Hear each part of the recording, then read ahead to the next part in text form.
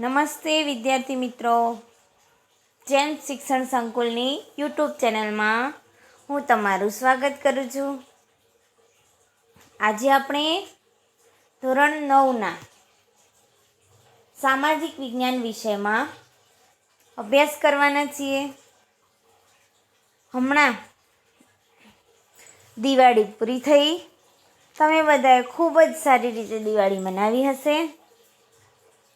તેમજ હવે આપણે એક નવા સેમેસ્ટરની શરૂઆત એટલે કે દ્વિતીય સત્ર, પરંતુ તમારે પ્રથમ અને દ્વિતીય સત્રના અમુક ચેપ્ટર ચોક્કસ વાર્ષિક પરીક્ષા માટે પૂછાતા હોય છે. એટલે કે પ્રથમના પણ હોય અને દ્વિતીયના પણ હોય. સંપૂર્ણ અભ્યાસક્રમ ઘણીવાર લેવાતો હોય છે. હવે આપણે દ્વિતીય સત્રની અંદર નવા ચેપ્ટરોની એટલે કે નવા પ્રકરણોની શરૂઆત કરીશું. તો આ નવા વર્ષની શરૂઆતની સાથે જ આપણે ધોરણ 9માં આજે નવું એક ચેપ્ટર લઈએ. બધાને પહેલાં નવા વર્ષની શુભેચ્છાઓ પાઠવી દઈએ. હેપી ન્યૂ યર, જય શ્રી કૃષ્ણ. તેમજ તમામને નવા વર્ષની ખૂબ જ સારી લાભદાયી વર્ષ બની રહે તેવી સૌને શુભેચ્છાઓ. હવે આપણે જોઈએ ચેપ્ટર 6, 1945 પછીનું વિશ્વ. તો અગાઉ આપણે સમાજમાં ઇતિહાસમાં પ્રકરણ જોયા, તેને જ લગતે જોડાયેલા સળંગ પ્રકરણોની ચાલી રહ્યા છે.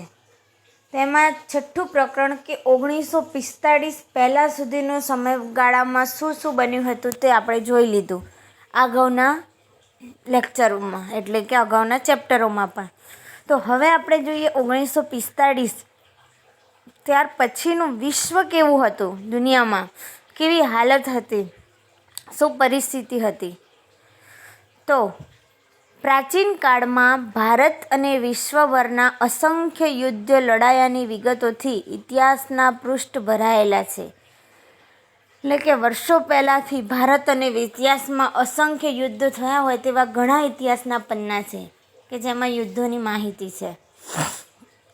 તેમ છતાં યુદ્ધોમાં હંમેશા યાદ રહે તેવા વૈશ્વિક પ્રભાવ ધરાવતા યુદ્ધોમાં મોટાભાગે આધુનિક યુગના 2 મહાયુદ્ધો એટલે કે પ્રથમ અને દ્વિતીય વિશ્વયુદ્ધનો સમાવેશ કરી શકાય.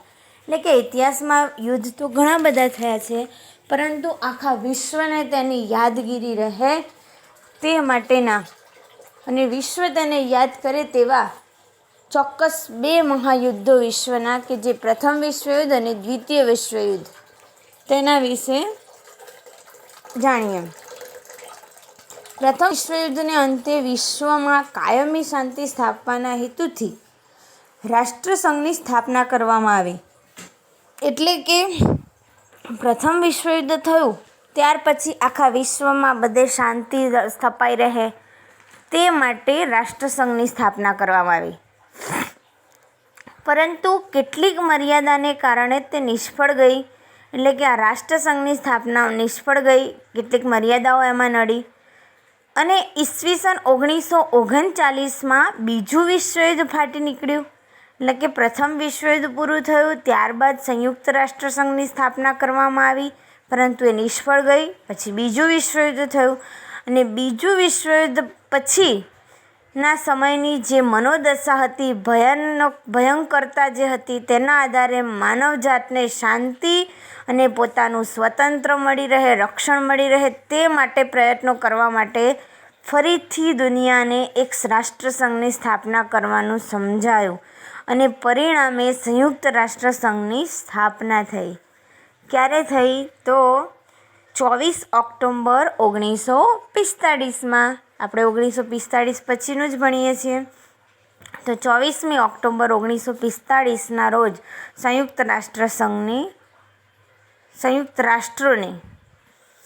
રાષ્ટ્રોની સ્થાપના થઈ. હવે સંયુક્ત રાષ્ટ્રોનું ખતપત્ર શું હતું તેના વિશે આપણે જોઈએ. તો સંયુક્ત રાષ્ટ્રોના ખતપત્રમાં નીચેની બાબતોનો સમાવેશ કરવામાં આવે છે. તો તેના ખતપત્રની શરૂઆત એટલે કે આરંભ આમુખથી થાય છે. જેમ કે બંધારણની શરૂઆત આમુખથી થાય તે રીતે અહીં પણ આમુખથી તેની શરૂઆત થાય છે. તેમાં સંયુક્ત રાષ્ટ્રસંઘના હેતુઓ દર્શાવવામાં આવ્યા છે કે આ હેતુઓને આધારે રાષ્ટ્રસંઘની સ્થાપના કરવામાં આવી છે, જે હેતુઓ નીચે મુજબ છે. 1. આંતરરાષ્ટ્રીય શાંતિ અને સલામતીની સ્થાપના કરવી, એટલે કે આંતરરાષ્ટ્રીય આખા દેશમાં દુનિયામાં દરેક રાષ્ટ્રો વચ્ચે શાંતિ સલામતી સ્થપાય તેવી સ્થાપના કરવી. તે માટે શાંતિને અવરોધરૂપ હોય તેવી દરેક બાબતોને અટકાવવા, તેને દૂર કરવા તેમજ આક્રમણના કે શાંતિભંગના કૃત્યો દબાવી દેવા જેવી અસરકારક સામૂહિક પગલાં ભરવા. એટલે કે શાંતિને ભંગ કરે તેવી તમામ બાબતો સામે યોગ્ય રીતે પગલાં લેવા. દરેક આંતરરાષ્ટ્રીય એટલે કે દેશ વચ્ચેના જુદા જુદા ઝઘડાઓનો શાંતિમય રીતે ઉકેલ લાવવાનો પ્રયત્ન કરવો, જેથી ઝઘડાઓ ના વધે. બીજો હેતુ આત્મનિર્ણય તથા સમાન હકના પાયા ઉપર રાષ્ટ્ર વચ્ચેના મૈત્રીપૂર્ણ સંબંધો વિકસાવવા. એટલે કે આત્મનિર્ણય તથા દરેકને સમાન હક મળે તેવી બાબતોનો પાયામાં ધ્યાન રાખીને દરેક રાષ્ટ્ર સાથે મૈત્રીવાળા સંબંધો રાખવા. વિશ્વ શાંતિ જાળવવા યોગ્ય પગલાં લેવા. ત્રીજું આર્થિક, સામાજિક, સાંસ્કૃતિક કે માનવતાવાદી સમસ્યાઓનું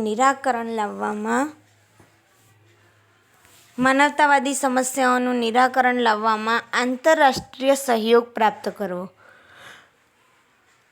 એટલે કે આંતરરાષ્ટ્રીય રીતે સહયોગ મેળવવો દરેકનો સામાજિક, આર્થિક, સાંસ્કૃતિક દરેક બાબતોના નિરાકરણ માટે. તથા જાતિ, ભાષા, લિંગ કે ધર્મના ભેદભાવ વિના દરેક વ્યક્તિઓ માટે મૂળભૂત સ્વતંત્રતાઓ અને માનવ અધિકારો ઉપર દરેકે આદરભાવ રાખવો. ત્યારબાદ ચોથું, આ સમાન ધ્યેયોની સિદ્ધિ માટે કરી રહેલા જુદા જુદા રાષ્ટ્રના કાર્યો. એટલે કે આ સમાન ધ્યેયોને સિદ્ધ કરવા માટે જે જુદા જુદા રાષ્ટ્રના કાર્યો થાય છે તે દરેક કાર્યો વચ્ચે સંવાદિતા લાવનારી કેન્દ્રીય સંસ્થા તરીકેનું આ કાર્ય કરે. કોણ? તો સંયુક્ત રાષ્ટ્રો. આમ ખતપત્ર ઉપરથી સાબિત થાય છે કે યુદ્ધને તિલાંજલિ એટલે કે યુદ્ધ હવે નથી જોઈતું. ચીર શાંતિની એટલે કે દરેક વ્યક્તિને શાંતિ મળી રહે સારી રીતે તેવી ઝંખના સાથે આ સંયુક્ત રાષ્ટ્રોનું મુખ્ય ધ્યેય નક્કી કરવામાં આવેલ હતું એવું કહી શકાય. વિદ્યાર્થી મિત્રો, આ પાઠ તમારા પાઠ્યપુસ્તકમાં પેજ નંબર 39 ઉપર જે આપણે ટૉપિક ભણી રહ્યા છે તે તમને પાઠ્યપુસ્તકમાં 39 પેજ નંબર પર જોવા મળશે. જો તમે વિડીયોમાં સારી રીતે કદાચ જોઈ શકતા ન હો તો તમે તમારું પાઠ્યપુસ્તક પણ તમારી સાથે રાખી શકો છો. ત્યારબાદ છે યુદ્ધ, ઠંડુ યુદ્ધ 1945થી 1962 દરમિયાન અને ઠંડા યુદ્ધના કારણો અને પરિણામો. તો બીજા વિશ્વયુદ્ધનું મહત્ત્વનું પરિણામ એ આવ્યું કે ઇંગ્લેન્ડ અને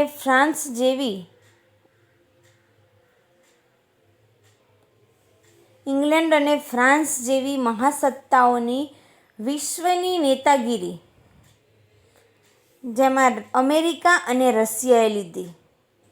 એટલે કે દ્વિતીય વિશ્વયુદ્ધને અંતે ઇંગ્લેન્ડ અને ફ્રાન્સ જેવા મહાસત્તા ધરાવતા દેશોની નેતાગીરી અમેરિકા અને રશિયા બેના હાથમાં હતી. યુદ્ધમાં ઇંગ્લેન્ડ, ફ્રાન્સ, રશિયા, અમેરિકા એક સાથે રહ્યા. એટલે કે યુદ્ધમાં ઇંગ્લેન્ડ, ફ્રાન્સ, રશિયા અને અમેરિકા એક સાથે રહ્યા હતા. પરંતુ યુદ્ધ પૂરું થયા પછી રશિયાની શાસન પદ્ધતિની વિચારસરણી જુદી હોવાને કારણે અમેરિકા અને ઇંગ્લેન્ડ રશિયાથી અલગ પડ્યા. સાથે હતા પરંતુ વિચારસરણી સેટ થતી ન હતી, એટલે કે તેઓ અલગ પડ્યા. યુદ્ધ પછીના સમયમાં આ બંને મહાસત્તાઓમાં વિશ્વ રાજકારણમાં કેન્દ્ર સ્થાને રહીને બંનેએ વિશ્વમાં પોતાનું વર્ચસ્વ વધારવા સક્રિય પ્રયત્નો કર્યા. એટલે કે આ બંને મહાસત્તા રશિયા અને અમેરિકા બંનેએ પોતાનું દુનિયામાં વર્ચસ્વ વધારવા માટેના પ્રયત્નો કરવા માંડ્યા. આ ગાળા દરમિયાન વિશ્વ 2 સત્તા જૂથોમાં અને 2 લશ્કરી જૂથોમાં વહેંચાઈ ગયું હતું. સત્તાના 2 ધ્રુવો બની ગયા, એક અમેરિકા અને બીજું રશિયા. આ બંને વચ્ચે કેન્દ્રીકરણ થયું અને આ સમયગાળાને દ્વિધ્રુવી વિશ્વ વ્યવસ્થા ગાળા તરીકે ઓળખવામાં આવે છે, કેમ કે એક ધ્રુવ બન્યો અમેરિકા અને બીજો ધ્રુવ રશિયા, એટલે કે દ્વિધ્રુવી વિશ્વ વ્યવસ્થા થઈ. વિશ્વયુદ્ધ પછી આ 2 મહાસત્તાઓ વચ્ચેના સંબંધો સુમેળભર્યા રહ્યા ન હતા. એટલે કે દ્વિતીય વિશ્વયુદ્ધ પછી આ 2 દેશો વચ્ચેના 2 મહાસત્તા વચ્ચેના સંબંધો સારા ન હતા. બંને જૂથ વચ્ચે અસંતોષનું વાતાવરણ સર્જાયું. બંને જૂથો વચ્ચે અસંતોષ ઊભો થતો. સત્તા માટે ખેંચતાણ થવા લાગી. અત્યંત તંગ પરિસ્થિતિનું નિર્માણ થવાને કારણે આ એક તબક્કાને ઠંડા યુદ્ધના તબક્કા તરીકે ઓળખવામાં આવે છે. બીજા વિશ્વયુદ્ધ પછી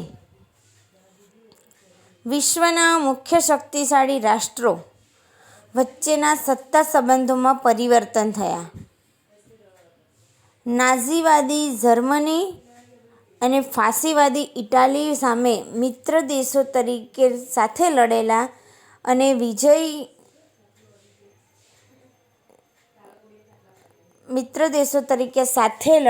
અને વિજયી બનેલા અમેરિકા અને રશિયા બંને વિરોધી સત્તા જૂથો લશ્કરી જૂથો બન્યા. એટલે કે જે મિત્ર દેશો તરીકે સાથે રહીને વિશ્વયુદ્ધમાં લડ્યા હતા તે મિત્ર દેશો એકબીજાના વિરોધી બની ગયા. બંને શક્તિશાળી રાષ્ટ્રો બન્યા અમેરિકા અને રશિયા, અને બંને વચ્ચે ઠંડુ યુદ્ધ શરૂ થયું. બ્રિટન અને ફ્રાન્સનો વિજય તો થયો, પણ યુદ્ધમાં થયેલી ભયંકર તારાજીને કારણે બંને મહાસત્તા તરીકેનો દરજ્જો ગુમાવી બેઠા. એટલે કે બ્રિટન અને ફ્રાન્સ બંને મહાસત્તા ધરાવતા દેશો હતા. બંને યુદ્ધમાં વિજયી બન્યા, પરંતુ યુદ્ધની તારાજી એટલી ભયંકર હતી કે તે પોતે મહાસત્તા તરીકેનો દરજ્જો ગુમાવી બેઠા. ઘણું બધું યુદ્ધમાં ખોઈ નાખ્યું, તેમણે ખોવું પડ્યું, નુકસાન થયું. યુદ્ધમાં હારેલા જર્મની, જાપાન, ઇટાલી જેવી આર્થિક, રાજકીય અને લશ્કરી એમ બધી રીતે તેઓ નષ્ટ થયા. યુદ્ધના પાછળના તબક્કા દરમિયાન સોવિયત યુનિયને એટલે કે રશિયાએ જર્મનીનો પૂર્વ ભાગ ઉપરાંત અન્ય પૂર્વ દેશો જેવા કે Austria, Albania, Hungary, Yugoslavia, Czechoslovakia, Poland, Rumania, Bulgaria, Baltic રાજ્યો પર લશ્કરી કબજો મેળવ્યો. આ દેશોમાં સામ્યવાદી પક્ષોને સત્તા સોંપી, જેથી તેમના પર રશિયાએ વર્ચસ્વ રહ્યું. આ ગાળા દરમિયાન રશિયાએ અણુ ખતરો એટલે કે 1949માં એકમાત્ર અણુબોમ્બ ધરાવતી અમેરિકાની પ્રભુત્વવાળી સત્તાને પડકારી અને પશ્ચિમ યુરોપના જે દેશો બ્રિટિશ અમેરિકી દળોએ મુક્ત કર્યા હતા ત્યાં ધીરે ધીરે લોકશાહી શાસન પ્રથા સ્થપાઈ. તો વિદ્યાર્થી મિત્રો, આજે આપણે આજનો ટૉપિક આટલે અહીં પૂર્ણ કરીએ છીએ. આવનાર નેક્સ્ટ વિડીયોમાં હવે આગળ વધુ અભ્યાસ કરીશું. તો અત્યારે આવનારા વિડીયો માટેની પણ તમે તૈયારી તરીકે પાઠનું વાંચન કરતા રહેજો. Thank you.